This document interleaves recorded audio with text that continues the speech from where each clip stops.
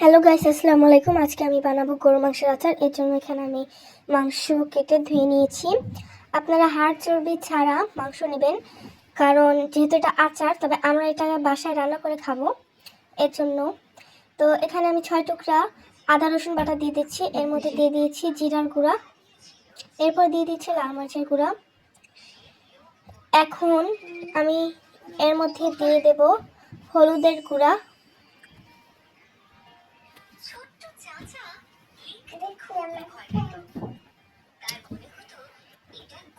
এখন এর মধ্যে দেব ধনিয়ার গুঁড়া,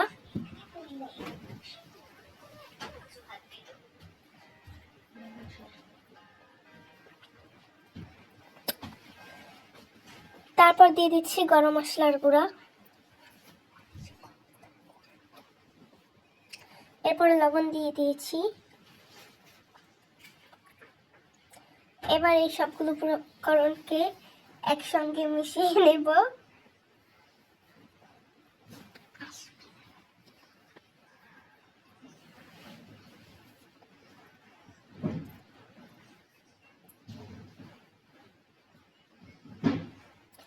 এবার এগুলোকে ঢাকনা দিয়ে ঢেকে রেখে দেব কিছুক্ষণের জন্য।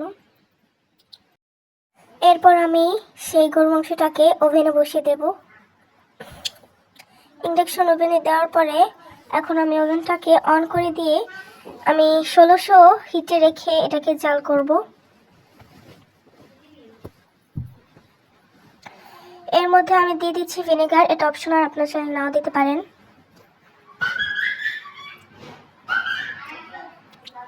এই দেখেন। তো এখন আমি আচার মানে এই চাটনিটাকে, তেঁতুলের চাটনিটাকে একটা বাটিতে ঢেলে নেব। আপনারা চাইলে তেঁতুল, বাজার কিনতে পাওয়া পাকা তেঁতুল আপনারা পানিতে গুলিয়ে মার বের করে এর মধ্যে দিতে পারেন, তবে আমি এটাকে কিনে এনেছি।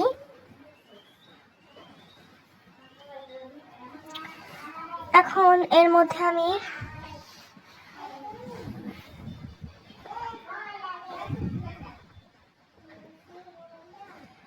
এটাকে একটু নাড়াচাড়া করে নেব।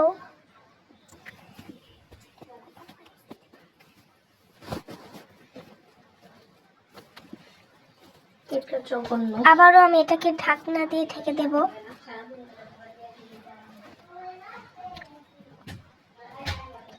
এখন আমি সেই আগে থেকে ঢেলে রাখা তেঁতুলের চাটনিটাকে এর মধ্যে দিয়ে দিব। আবারও এটাকে আমি নেড়ে চেড়ে মিশিয়ে নিচ্ছি।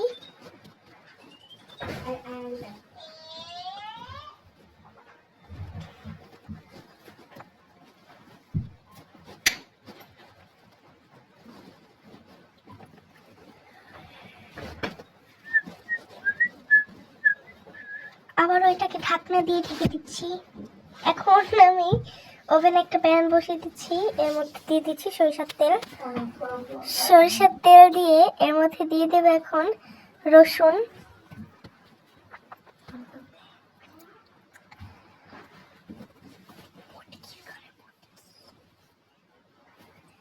আমি এটা লাস্ট পর্যন্ত দিই। এরপর রসুনগুলোকে আমি নেড়ে চেড়ে ভেজে নেব।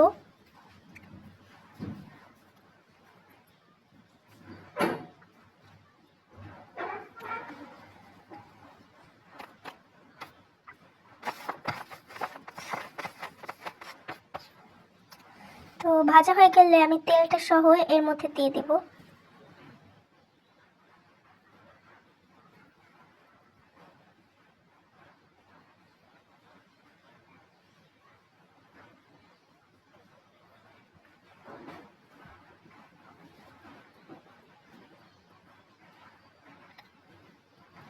এখন আমি এটাকে ঢাকনা দিয়ে ঢেকে দিয়েছি।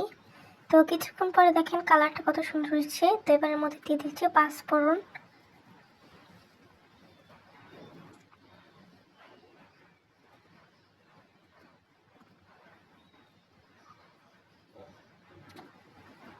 আমার মাংসটা কিন্তু রেডি।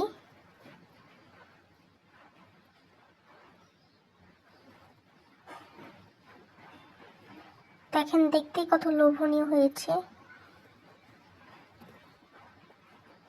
আজকের ভিডিও পর্যন্তই, টাটা, আল্লাহ হাফেজ।